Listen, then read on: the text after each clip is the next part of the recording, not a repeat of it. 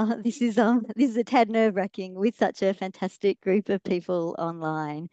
Thank you everyone for joining this open learning webinar. My name is Cheryl Reddy, and it's an absolute privilege on behalf of Social Enterprise Australia to acknowledge the cultural wisdom, authority and care in this Zoom room today. We're really grateful to the team from BlakCast for bringing this learning opportunity to life in collaboration with the wonderful people that I'm in awe of being on the screen with, John-Paul Janke, Joshua Creamer and Stacey Thomas. Thank you for generously sharing your time and expertise with us today. Social Enterprise Australia hosts these webinars as part of the Social Enterprise Development Initiative, which is funded by the Federal Department of Social Services. Our intention is to create a space for change makers across the social impact community to share knowledge and experiences that help strengthen connection, collaboration and collective care across the sector. At Social Enterprise Australia, we're figuring out what it means to decolonise our ways of seeing and working. We've got a lot to unlearn and we're making mistakes as we go. And we're really grateful for the extreme patience and grace of First Nations guides and colleagues in helping us understand ways of doing and being that help create a healing future for everyone. Before I hand over to John-Paul, Joshua and Stacey, I'd like to acknowledge the traditional custodians and careholders of the unceded lands from which all of us are joining today. I'm an uninvited migrant settler and I'm so privileged to be on the lands of the Wadi Wadi people of the Dharawal language group. I recognise their continuing connection to the waters, the skies and the lands that I live, work and play on. And I pay respects to elders past, present and those who are becoming. I also want to pay respects to Aboriginal and Torres Strait Islander people joining online today. I recognise your strength and stamina and acknowledge the continuing justice work that First Nations peoples are doing every day. I know that your presence here holds over 65,000 years of systems thinking and relational care for people, place and planet. I'm conscious of claiming space that isn't mine to take, so it's my absolute pleasure to hand over now to John-Paul. Thank you. Thank you very much. Good afternoon, everyone. It's great to be able to yarn with you today. My name is John-Paul Janke. I am the host of NITV and SBS's current affairs show called The Point, and I'm also SBS and NITV's National Indigenous Affairs Editor. I hail from Queensland. In fact, I hail from the best part of Queensland, far north Queensland. I was born in Cairns, but I am Wuthathi from eastern Cape York and also Murray Island from the Torres Strait, the easternmost inhabited island in the Torres Strait. I live on Ngunnawal country in Canberra and have done so for many decades. So thank you for joining us today. Today we're going to look at what does truth-telling and social change actually look like. We've got a range of topics we want to discuss, and to do that we've gathered two of the best people to talk about truth-telling and social change. Joining me today is Stacey Thomas, who's the CEO of the Wyatt Trust, which is Australia's oldest philanthropic foundation, which has a really great vision, and that's to make South Australia free from poverty. Stacey's also been the founding Chief Executive Officer of Foundation SA, and she's previously held roles with the Meyer Family Company, the Telstra Foundation and the Trust Company. Joining us from Queensland is Josh Creamer. Josh is a Wunyi Kalkadoon man who was born and raised in beautiful Queensland. He was Queensland's first Indigenous barrister, and he was the chairperson of the Truth Telling and Healing Inquiry. And I'm always proud to say that he's a regular on my show, The Point. And whenever we have him on, our ratings go through the roof because he's a very intelligent and smart man to break down sometimes some complex discussions. But today we're talking about truth-telling. We want to have a look at what actually is truth-telling, why is it important, how social enterprises can support truth-telling, how we mobilise and support each other, especially businesses, to support healing, justice and reconciliation, and what is your organisation's role and responsibility to get behind truth-telling. So we've got, the way we're going to do it, got about 50 minutes for panel discussion. Then we'll take some Q&A from the audience, and then we'll close up shop. So about an hour discussion on truth-telling. Today's conversation comes at a very important point in our history. Earlier this week, we saw the WA Governor, Chris Dawson, deliver an historic apology to the Noongar people about a massacre, the Pinjarra massacre, which was an attack that was led by WA's first governor, James Stirling. And it was way back 191 years ago that James Stirling led a group of armed officials to ambush a Noongar camp in Pinjarra, where they shot and killed around 20 unarmed and unprepared Indigenous men, women, and children. And there are a couple of quotes in the news stories from the WA Governor, Chris Dawson, which I thought are relevant for today's discussion. And he said, in apologising, he said, to me, it meant telling the truth in all its complexities of the past in order to heal in the present and do all I could to contribute to the growth and trust of reconciliation. And the governor and the Noongar people gave each other saplings, some young trees. One was an olive tree that was planted by Governor Stirling in 1835 and still grows in the house, the lawns of Government House in WA today. And the Binjarab Noongar people gave a jarrah tree to the governor that was planted in Government House. And they spoke about these young trees are physical embodiments of the regeneration of respect and the rekindling of trust. And the governor said, as these trees grow and mature and their roots take hold, they will stand as a physical representation of our resolve to walk in unison and in growth. So I felt that that's some really great comments there to put us in the space for discussion today about truth telling, and I think shows, I think, when we have leadership and we have the courage to look at Australia's past and how that can help moving forward into the present. All right, so let's get on to the panel discussion, Josh and Stacey. And Josh, I want to start with you. You're the former chairperson of the Truth Telling and Healing Inquiry. Can we get a definition of what actually is truth telling? Thanks, JP, and thanks for that introduction. And yes, one of the first Indigenous barristers in Queensland, but Nathan Jarrow and Tammy Williams, there's a few before me. That's right. And so, we had the process, the Path to Treaty process in Queensland. We set up the Treaty Institute, but importantly, in my role, I was chairing the Truth Telling Healing Inquiry. And I mean, that came about because of my work working on stolen wages, working on stolen generation cases over the last 10 years and working in that native title space. And we had a terms of reference, and there was a focus, I think, on the historical component. And truth telling for Australia is critically important because we know that we have such a complex history. We know in Queensland, for example, 200,000 Aboriginal and Torres Strait Islander people just around the time of British arrival. That population was wiped out to about 25,000 by 1897. So, almost 90% of us were brutalised and the population diminished. And by 1897, we see 22,000 people move into mission settlements and reserves here in Queensland. And that situation stayed in place until 1986 in a legal form. So we talk about truth telling, we talk about that first part of our history, that we were here first. Aboriginal and Torres Strait Islander people occupied this part of the country for many generations. We know that up to 2,000 generations, maybe longer. The brutal impact of that early arrival, and then the mission period, which inflicted a huge amount of abuse and had a big impact on our ability to practice culture. And so in Queensland, when we talk about truth telling, we want to pull the curtain back on that part of history. And we want all Queenslanders, all Australians to understand that part of the history because in my work I've realised, and not just a truth-telling healing inquiry, but in a lot of my work I've realised no matter how educated you are, if you've grown up in Queensland's education system or Australia's education system, it's very highly unlikely that you would have learned anything about our Indigenous history. And so truth-telling for us is to pull back the curtain on that part of our history and for all Queenslanders and all Australians to understand it. Yeah. Thanks, Josh. Stacey, I want to come to you about what truth telling means to you, but can we go back a step? And Josh mentioned there something about history and the history that he was taught at school. Can you tell us what history in terms of Indigenous history you were taught at school?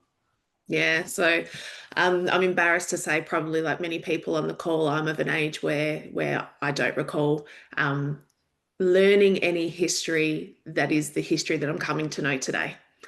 So definitely European history, definitely a version of colonial history, but not necessarily true history. And I think many First Nations leaders, and in fact, I heard the Governor General say it up at Uluru at the 40th anniversary this week, is the three elements of Australian history are our First Nations history, the arrival of the British and the British institutions, but then our multicultural history. And they are the three facets which make up modern day Australia. Why is it then that First Nations history is sometimes not considered Australian history? It's not taught in schools, or up only until recently it was taught in schools. Why do you think it's then important that we teach First Nations history as part of Australian history in today's curriculum? Stacey? Well, I think it goes back to the comments that you opened with. If we're looking and striving for reconciliation, whatever that may mean to individuals, we know that we want a better present, definitely a better future. And we can't do that without actually understanding truth and history. And that first step is really being able to have a deeper knowledge and understanding of what's happened before our time here and before colonisation, but also during the process of colonisation. That really, to me, is that first step in being able to understand how we move forward and how we create that respectful kind of community and society that we all want to live in. Yeah. Thank you, Stacey. Josh, in terms of truth telling, we say truth telling is important for the nation. Why is truth telling important to First Nations people? Is it because it's about healing and justice? It's about restoring dignity and voices? What were people telling you when they started to give evidence as part of your truth telling process? Why truth telling was important to them as First Nations people of Queensland? Yeah, thanks, JP. And you mentioned that 3 stages of our as a nation, and Noel Pearson's Boyer lecture, when he's giving those Boyer lectures, there's some podcasts if people are interested in tuning in around the voice, around the Uluru Statement and the voice. He sets those out. And I think his first podcast on the Boyer lecture is just a brilliant lecture for people to understand that history and the importance of the voice. Now, I guess what I'll take away my perception of it, and it's things that I've observed, not just in the inquiry, but also particularly my work on the stolen generation. And I remember we went to a meeting in Darwin, and Eileen Cummins, and there was a number of people there who were part of the Stolen Gen Corp in Darwin. And they sat down and they talked to us about, since the Bringing Them Home report over 20 years, Eileen Cummins had met with 6 or 7 prime ministers, continually advocating for recognition of the stolen generation in the territory. And what really hurt people in that room the most is about 10 of them sitting around the table. And what I took away from it was actually that there were parts of the media, there were parts of the community that continued to deny what had happened to members of the stolen generation, to Eileen Cummins and other people that she grew up with and were part of, victims of the stolen gen. And, we worked on that case for about 12 months, and it came to an end. And it came to an end because, the Prime Minister, Scott Morrison at the time, got up on TV, said, I'm going to announce this reparations scheme. I apologise to the stolen generation. There's compensation for people in ACT and Northern Territory. And just in that moment, and having sat down and worked with that group for over a year, having known their struggles, what really struck me and what I thought they took away from it was not the compensation, not anything else, other than the validation of their experience. That these people were 70, 80 years old, who had a number of years under the stolen generation scheme, had spent almost their entire adult life advocating on this issue, trying to make change, trying to get that recognition. And at 70 or 80 years old, when a lot of others had passed away, they were finally getting that. And that's what I took away again from the inquiry. We had such a short time. I mean, people, you only have to Google what happened to us in the inquiry. We got stood up. We had a 3-year inquiry and change of government, and we got wiped out the next week. So we had 6 months in being able to deliver on what we wanted to do in 3 years. But we had a number of Indigenous witnesses come up, people like David Rags, people like Arnie Flo Watson, and they were people, when I reflect on it, they were people who were subject to the most abhorrent, most brutal conduct and the way you could treat another human. They were separated from their families. Their Auntie Flo's grandmother was shot and killed. Her mother was wounded. They walked from Maytown down to Cooktown. Just the worst type of way you could treat human beings. And then they were separated from their families. They grew up in dormitories. They were sent out to work on missions, had their wages kept, all this type of thing, which is the history of Queensland. But it was those people, Auntie Flo, Jackie Huggins, that who are working hardest for reconciliation. They were the ones who were putting out the olive leaf saying, look, despite what has happened to us and our families and this history, we want to be reconciled. We want to be one. We want to go forward. We want this history to be acknowledged and accepted, but we want to, walk hand in hand together. And those are the things for me, which A, validation of people's experience, B, ensuring that everybody in the community understands this history and the importance of that history and our identity of who we are. As you say, we can't have these three stages of Australia if we don't accept the first part, or we don't acknowledge the first part. And so all of those elders who have worked across the Northern Territory, WA, Queensland over the last 10, 15 years on stolen wages, stolen gen, it was always been about the validation of their parents' story, their grandparents' story, and often their own experience. Yeah, absolutely. Thanks, Josh. And a lot of the people that we've spoken to throughout the seasons of the TV show and across NITV and SBS, they say exactly the same thing, that the truth telling gives them a space to speak their truths and actually do it in their own words, where they, can reclaim identity and agency and the narrative, and actually get an opportunity to tell their story. Stacey, I want to come to you. I want to, before we move on to social enterprises and how they can work towards truth telling, is why do you think that there is a pushback? Why do you think that there is, in some way, where people are against the truth telling process? And what we heard Josh there say is he said, this was the history of Queensland. But yet a lot of people go, no, look, it happened a long time ago. We just need to forget it and get over it and move on.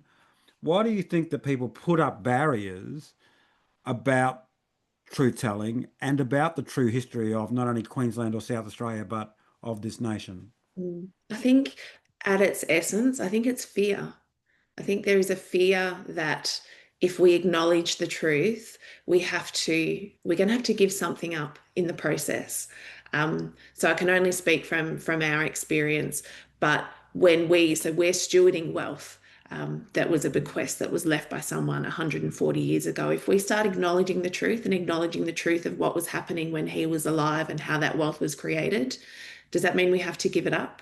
So, I mean, that's an extreme example. For the everyday person on the street, what does it mean? And I just feel like there's this ingrained fear that has been developed through the conversations that we haven't been able to have over decades, if not centuries, that has meant it's just hard, right? People don't want to actually step into a space not knowing what the answer is going to be.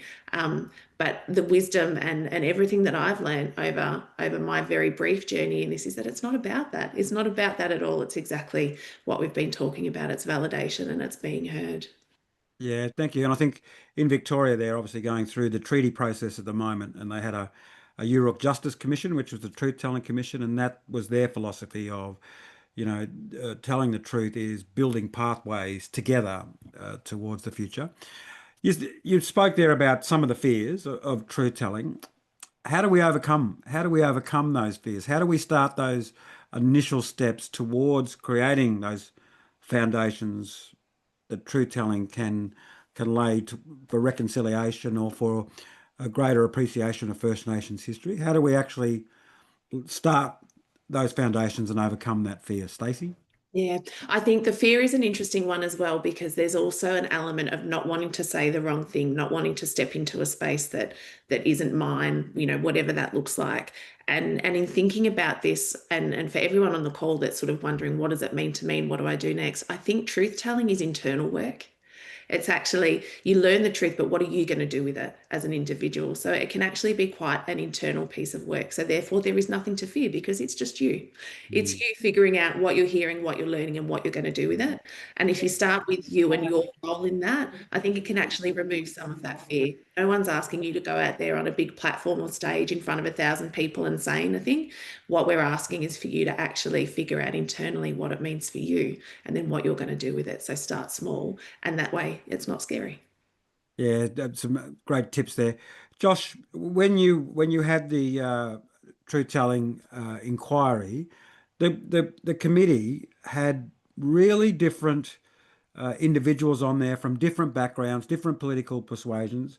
You had people who were First Nations activists who marched in the street and protest, and then you had conservative leaders who were former Lord Mayors of Brisbane, but who were supportive of the truth telling and path to treaty.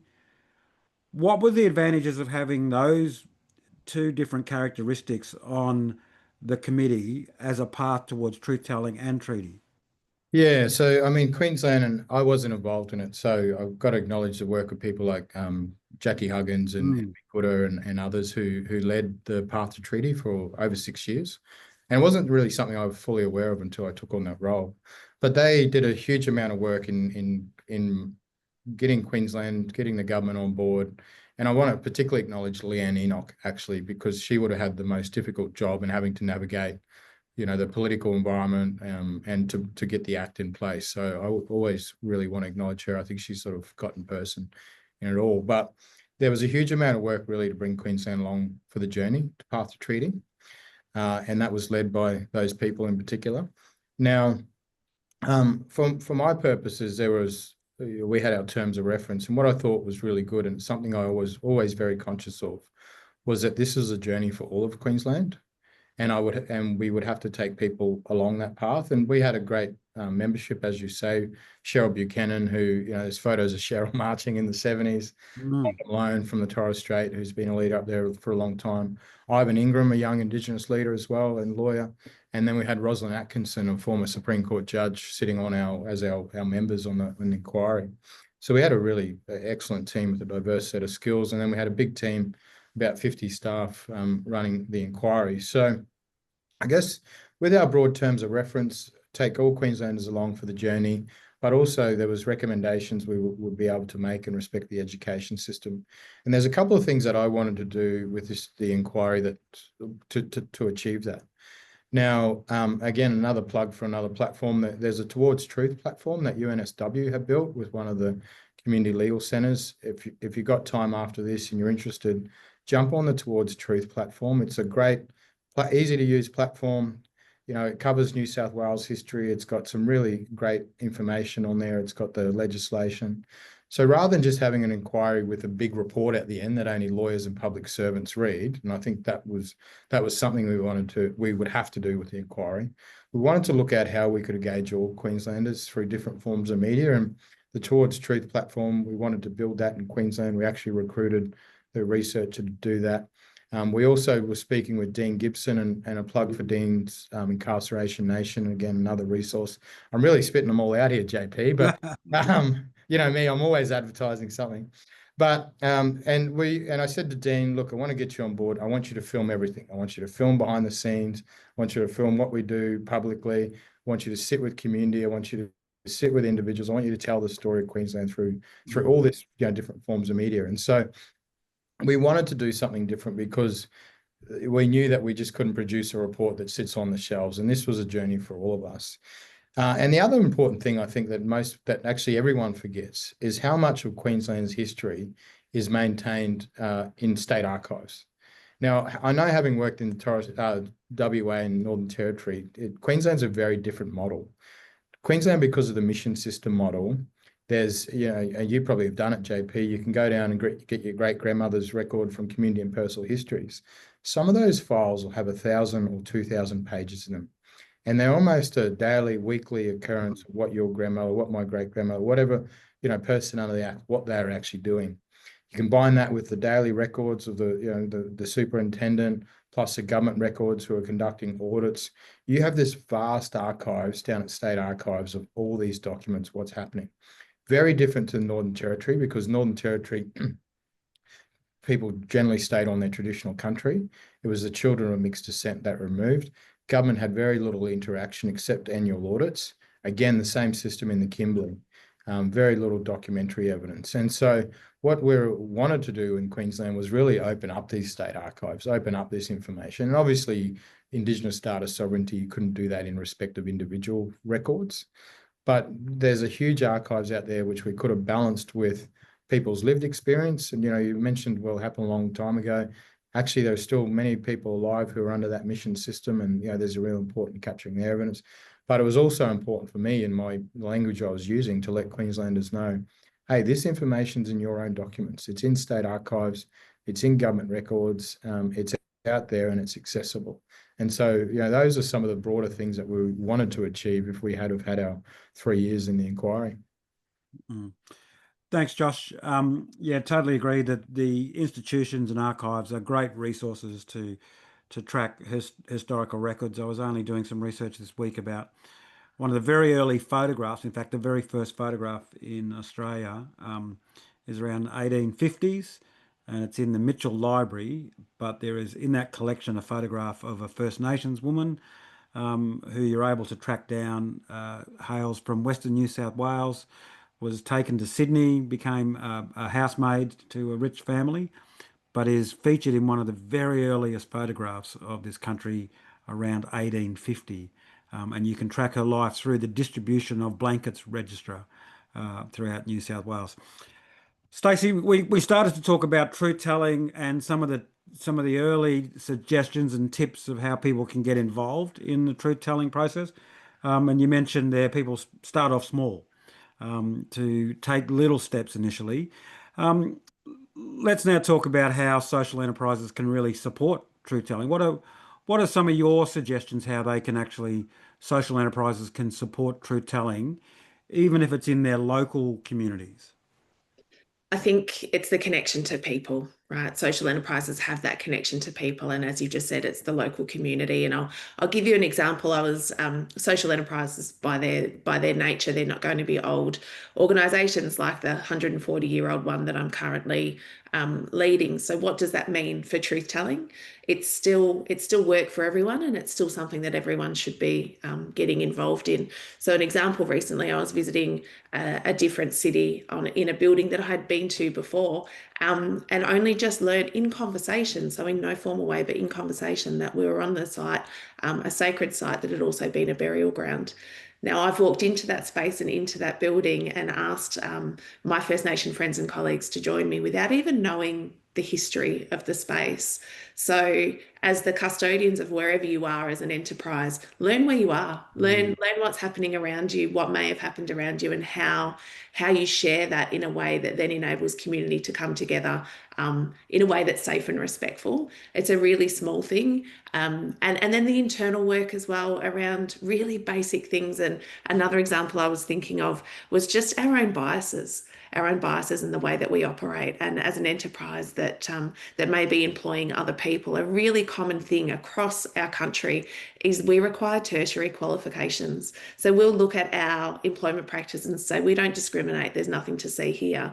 And yet we have this unconscious bias around what a qualification should be and what experience should be to bring to the table, which automatically discounts a lot of people. And it's not just about First Nations, it can be other groups as well, but just having a look at our own practices and how we can try and remove some of those unconscious biases that are there because they've been handed down to us from businesses and managers before us.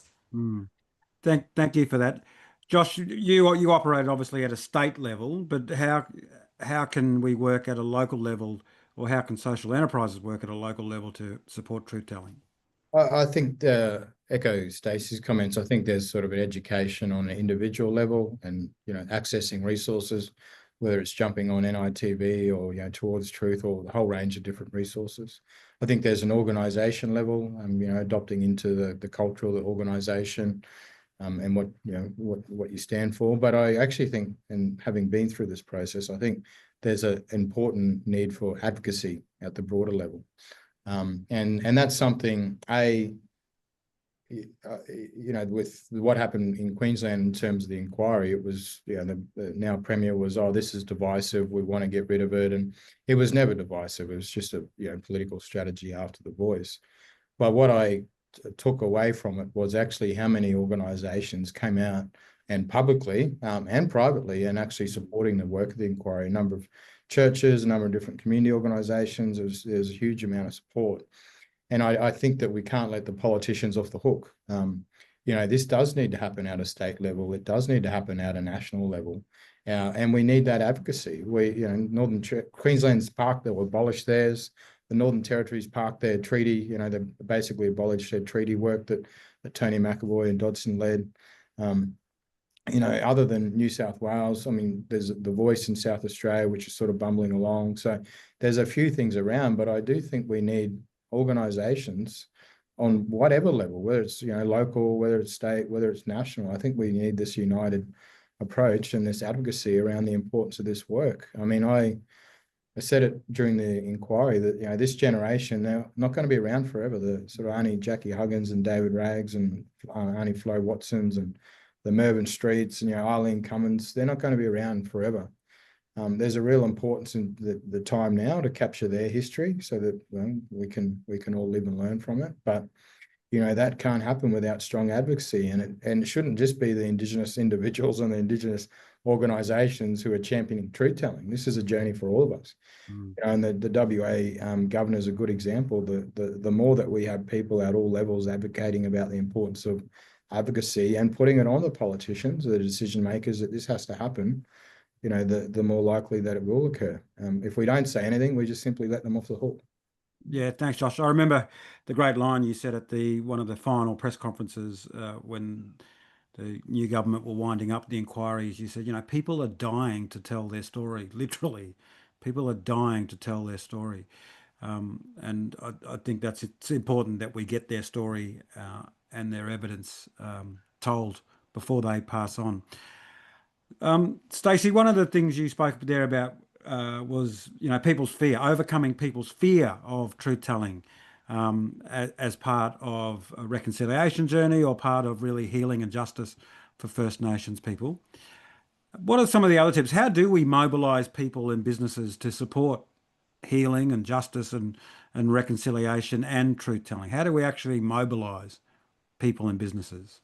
Yeah, and I think it's a great question. And Joshua, what you were just saying then around the advocacy piece as well, we've got a whole bunch of people on this call that are from the same sector, right? We've got social enterprises from all around the country. So no one needs to be doing it alone. So we can actually come together as a sector and say, as a sector, we collectively want to stand for this and want to put our voice to this and our experience and our power to this. So I also think it's really important to find your people, find the people that you can stand with and not feel like it's something that you can do, that you have to do on your own. And it does, and it takes everyone. So it does take the people that are willing to put their head up first and stand out there and say, look, on the surface, it might look like this has nothing to do with me, but this is important and this is why. But then it takes everyone behind that to sort of come together as well. So I think in terms of mobilising, my recommendation would just be to find your crowd, right? Who else are you going to do this with? Because I can guarantee on a call with 150 people, there's probably 150 people that want to stand up and do this, right? So let's mobilise together. Yeah. Is it important to find a champion within your business or your organisation, or is it something that a team of people should do, or is it something that should be from the executive down to say, we want to go through a process of truth telling for our organisation, we need to do this? Or is it both of those? Is it lots of people working together, as you're saying, to go through a truth telling process or support healing or justice, etc.? Yeah, champions help. They always help. It's good to know that there's someone there that's willing to really be out in front and driving this work. But then it can become just about that person and their personal passion or interest, whatever it might be. Ideally, you want both. You want it to be within the DNA of the organisation. You want it so at Wyatt, we know when we're recruiting people, when people are coming on board, this is who we are as an organisation and this is what we stand for. If it's not for you, then you're not for us. So while it's helpful to have a champion, it's got to be organisation-wide as well. Yeah. Thanks, Stacey. Josh, you spoke there about the work of the inquiry, the Truth Telling and Healing Inquiry. Can you give us a couple of maybe, what are some of the lessons that are learnt from that inquiry and since post-inquiry? Just a couple of the lessons that you've learned from that inquiry. Yeah, and I will just say in respect to that previous question, I think leadership's important as well, JP. So, leadership at the top and making sure this is something the organisation really supports and behind is always a really powerful tool to make sure that success in trying to achieve these different initiatives. Look, there's a few things, and when I think about truth telling, obviously I think about the inquiry, but I think about my work generally and working with elders across particularly Northern Australia the last 10, 15 years. But it showed me really ultimately how easy these things can be abolished. We're talking here, truth telling. And I talk about the path to treaty and the work of others, but we're talking about generations of work to this point. Where I sort of think about the history and those early generations who had that early frontier violence, they had no ability to influence their circumstances. But then you've got that next generation living on the missions and places. They're the ones who had the strike. The Torres Strait Island strike, the Palm Island strike, strikes over in the Kimberleys. The Wave Hill strike. So. There's a generation there of people who are trying to exercise their rights. They're trying to influence the decision makers.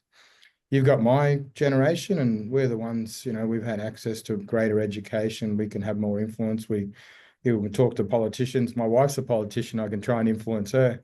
But we've got a bit more ability to try and influence the circumstances of ourselves and others around us for an advocacy. And I think that really isn't the critical part, because we're talking about 2 or 3 generations of people's advocacy to try and get recognition, maybe longer, that for what's happened to Aboriginal and Torres Strait Islander people here in this state. And with the flick of a pen, we can see a politician to change that. And so it shows me how fickle those things are. It shows me how it's such a fine line to try and walk that balance of Indigenous rights, Indigenous issues versus political priorities. But I always think if we've got the mass of support, we've got that groundswell of support, we've got that accountability on politicians, this won't go away. Truth telling in Queensland's not going to go away. We know that. We might sort of sit back for a while and wait for our time, but we'll pick up there'll be plenty of other people who'll pick up the pen and run with it as well. But I think what I took away is how fickle decisions can be, how Indigenous issues will never be overriding priority, how our history can be, the curtain can be closed, the box can be shut really quickly. It's not a focus, but you've got to balance that. And when you know what the challenge is, you've got to meet that challenge. And I guess in a way, those media conferences I was doing, those press conferences, it could have been a situation where, hey, we're abolishing the inquiry. All right, let's pack up, let's go home, let's sit in a box. When I took on the role of the chair, the government had scoped up what the inquiry would look like. There was a sort of the scope there. And I said, well, that's out the door. We're going to run this inquiry how we want. And part of that was actually you're going to take 12 months to set up the inquiry. It's like, no, we're not. We're going to start as quick as we can. We're going to be as highly visible as we can, and we're going to be as loud as we can. Because this is a really important part of the process. And so what I'm saying is you got to meet the challenge you're up against. And we know what we're up against here. We're up against the tide of history. We're up against the political influence, but there will be an opportunity for truth telling to be at the forefront again. And we've got to not waste the time. And I think that if the Labor government had their time over again, they would have got on with truth telling a lot quicker than they did. Yeah. Josh, I want to get your comments on how did you sell, for a better word, how did you sell the truth telling inquiry to non-Indigenous Queenslanders, to to say, look, this is part of Queensland's history. It's an important part of Queensland's history that we go through this truth-telling process.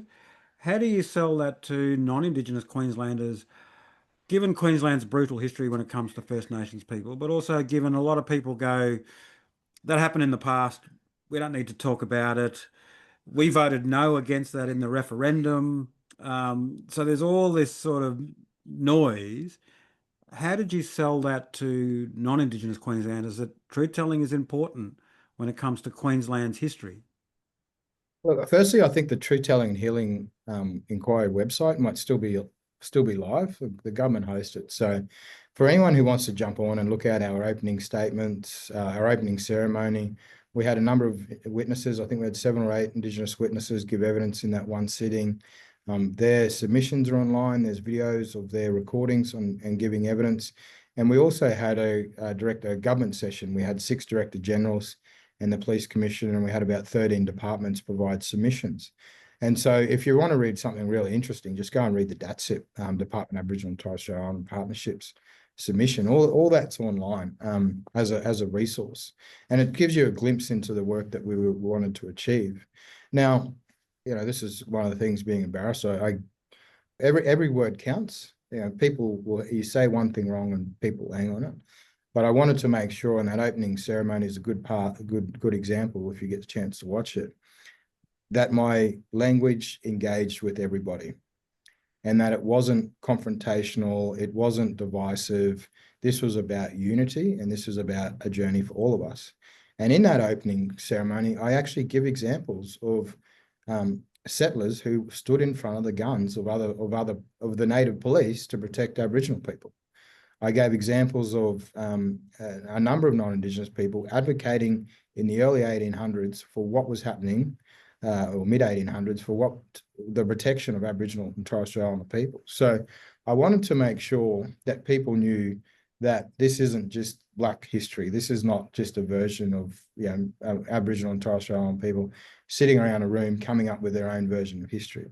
This is something that we have, that all of our ancestors have been a part of. And there are many stories of, really important stories of non-Indigenous Australians out there advocating for us for a generation or generations now. And so my language was always very unifying. I made sure that I identified, as I say, examples of Indigenous Australians and non-Indigenous Australians coming together. And so those are really important themes which I always spoke to whenever there was an opportunity to do so with the inquiry. Yeah, thanks, Josh. And hopefully the website is still up. There were some great documents. Stacey, let's look forward now. How important is truth telling to the future of Australia, the future of this nation? And have you had any examples where you yourself have gone through a truth-telling process? And how has that been part of the growth and journey of your organisation? Yeah, so our truth-telling process has been a long one. So our founder was one of the first colonisers of what is now South Australia. And left a bequest. And so when he passed, left a bequest which formed our organisation. That bequest was made up of land primarily, so land that he's purchased that was never ceded. We have a particular history that meant that our truth-telling process is one that most probably won't go through. But we engaged a local Aboriginal historian, Dr. Jenny Caruso, a Runter woman, and she spent a year just going through. We had a history of Dr. Wyatt that was written from a point of view commemorating his contribution. What is that same history written from a First Nations perspective? And so we engaged Jenny or Dr. Caruso to go away and do that work. And she spent a year trawling through the archives and talking and oral histories and the whole lot to come up with the history from a First Nations perspective, and we're sitting there and holding these two truths, and that's a really tricky space to be in. So our process is one that's not necessarily going to be suitable or relevant to all organisations. But how important is it for the future? It's incredibly important. As an organisation that is meant to be here in perpetuity, is meant to be here for forever, for future generations, we actually need to be able to own that past, learn from it, and help it inform our future work. And I would suggest that anyone that's working in a social space that has care and love, and wants to be working in a way that's benefiting everyone, as well as First Nations people, we have to do this work. It's how it informs the future. Yeah. Stacey, how do you get over maybe the apprehension or fear of you're doing the wrong thing, or you might say the wrong thing, so it's better not to do anything. So how do It's you get power. over that sort of, yeah? Yeah. I mean, you just kind of have to do it, right? I've said things that are silly. I've done things that are silly. And that's how we learn. That's how we grow stronger from it and understand the place that we want to be, and that's going to make the biggest difference. But it's uncomfortable. You feel like an absolute dill, and it's a fear of, looking a bit silly, right down to a fear of, I'm actually going to do harm if I say the wrong thing or do the wrong thing. And the fear is real and it's legitimate. But as leaders and as leaders of organisations, you just have to lean into that and do it anyway, because that's what we're here for. Yeah, thanks, Stacey. Josh and Stacey, some good questions coming in the chat, talking about organising ourselves to advocate as a sector. Are there any good models to follow in across the sector in terms of truth telling? Have you seen any, Josh or Stacey? So for me, for the sector on truth telling, no, I think it's still really early days, and it's very individualistic. There isn't ways to mobilise together around that. But I'd be looking at, mobilising around a common purpose, whether that's the purpose of your organisation or the intent of the truth telling. If you're looking to mobilise, finding that common ground. What about you, Josh? Yeah, no, I do. I think starting with your own organisation first and the individuals that are in it.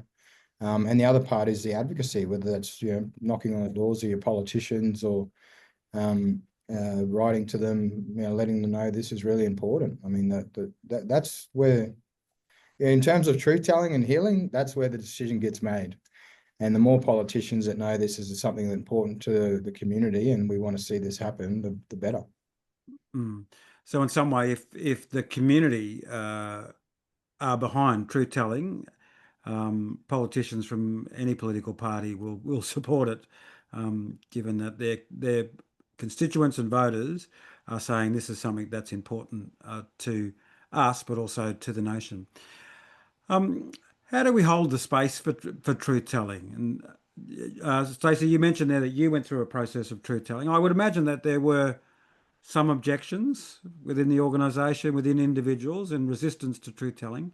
How did you hold the space for truth telling? So here's my little secret to 140 of my closest friends. I made the decision, and we made, a couple of us within the organisation made the decision very early that we would publicly say what we were doing. So therefore, whatever happened, it was already in the public domain that we were doing it. We couldn't hide from that.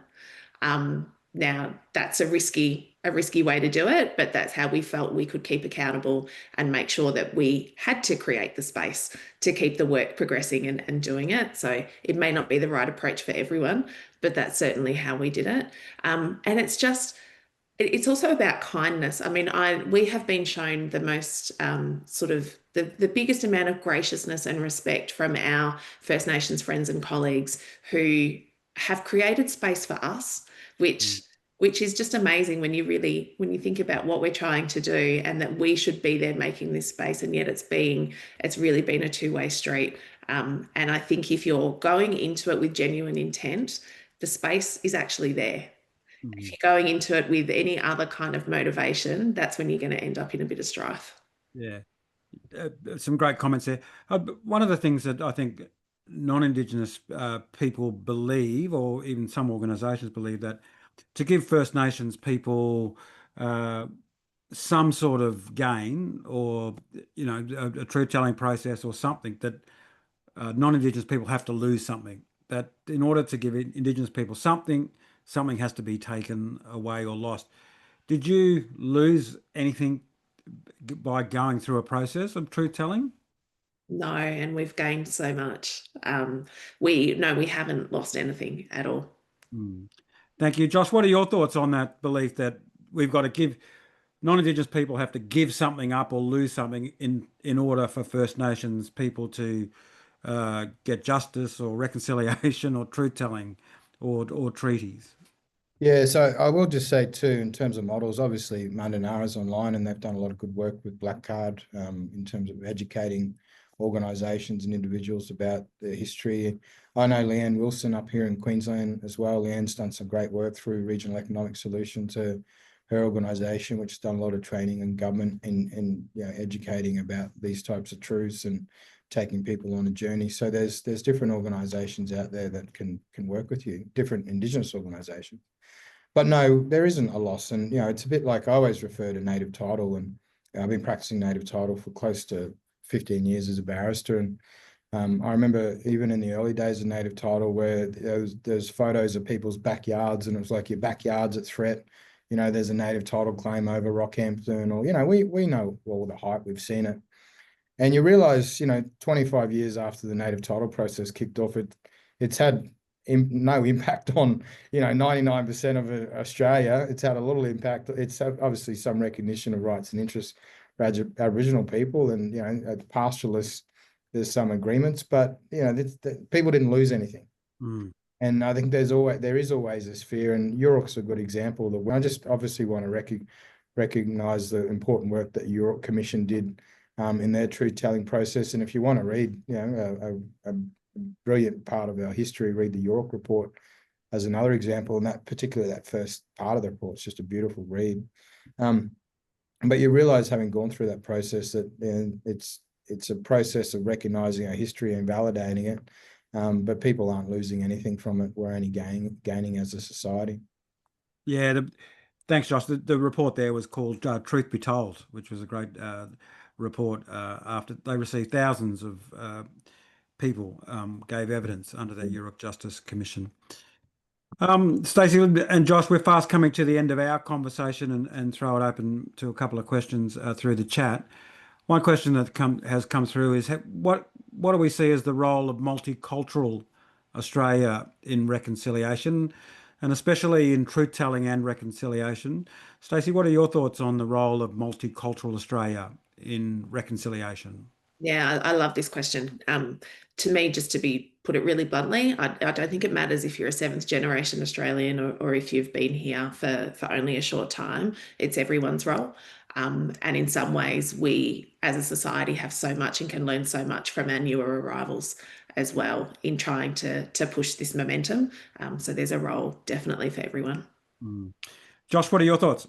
It is educate yourselves and advocate. And I think, my own family is multicultural in respect of our Chinese heritage. 6 or 7 generations ago, Chinese heritage mixing with the Indigenous population up in the Gulf. And there's a big part of Northern Australia where we have got that, whether it's Malay, whether it's Chinese, whether it's Solomon Islands. There's a huge part of our history which is mixed with Indigenous Australians.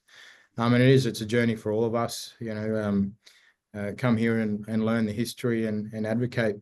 I think critical thinking is an important thing. Don't accept what you're told in respect of Indigenous Australia, and understand how the history affects those social and economic outcomes today for our mobs.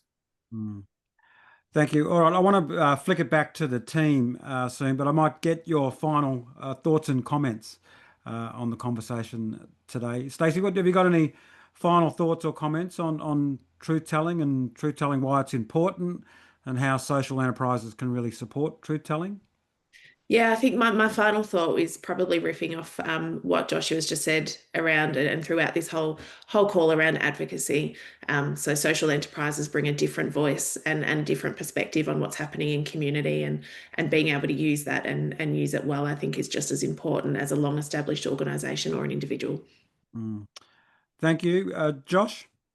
Yeah, truth-telling is not something locked in the past. And as I said earlier, our history has a huge impact on our Indigenous populations today, I don't think we'd have the socio and economic disadvantage, but for the fact, our wages were stolen, our children were separated, all those types of things. So if you want to address the issues today, you're in that sector, you want to address socio and economic disadvantage, well, you need to understand how it's been impacted by our history and what the foundation is. I don't think you can truly ever address it unless you understand the past.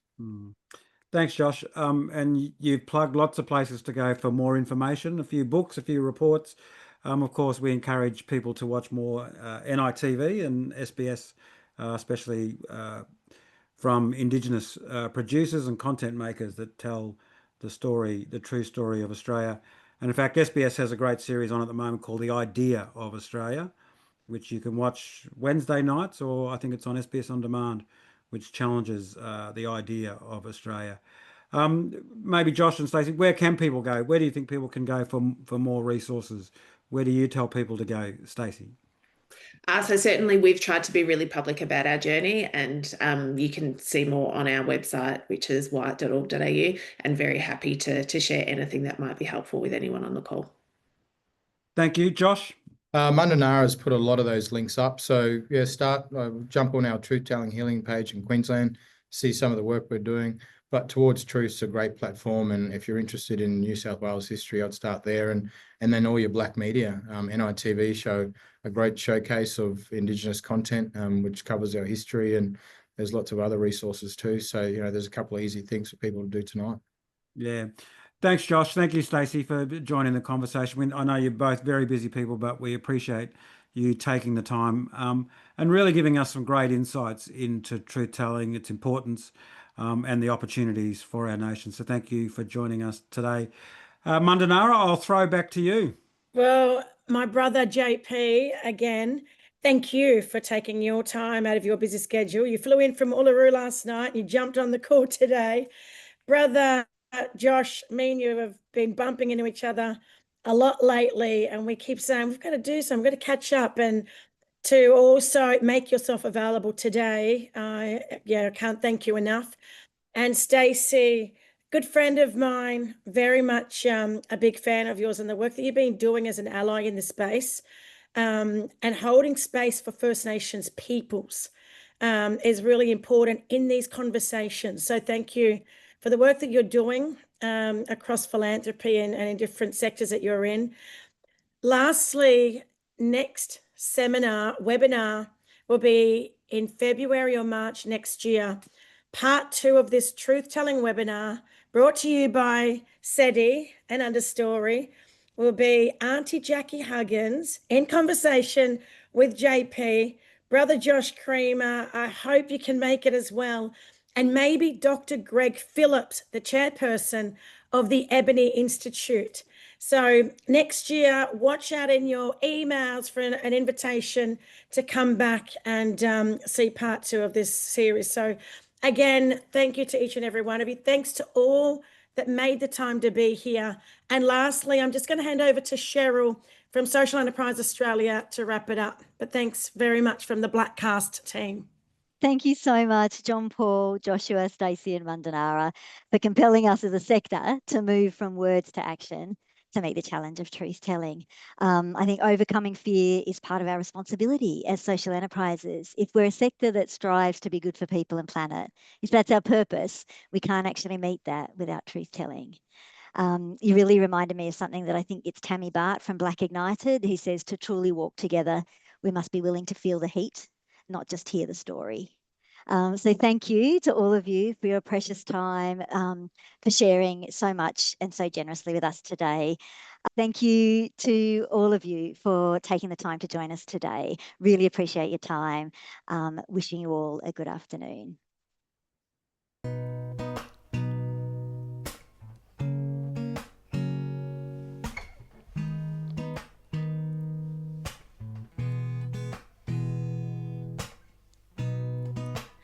Still waiting on me, and before they ever ask my name, it's having skin like armor, thick enough to hold the pain. It's the way that it's grief made me stronger till I cannot break, and got a cheaper price on stolen goods unclaimed. Funny when I lose, you keep on complaining. Then write the new rules just to be bent on breaking. Told me that I choose the news that you've been making. And I need to prove I'm worthy of the saving. It's had away my blood, they drew. Been watering it till they grew. So each time I take the fruit, I'm feasting on my own abuse. It's had away my blood, they drew. Been watering it till they grew. So each time I take the fruit, I'm feasting on my own abuse. Surviving ain't that beautiful. Surviving ain't that beautiful. Surviving ain't that beautiful. I just made it look this good for you. Tell me, how do you speak? Words that you don't know exist.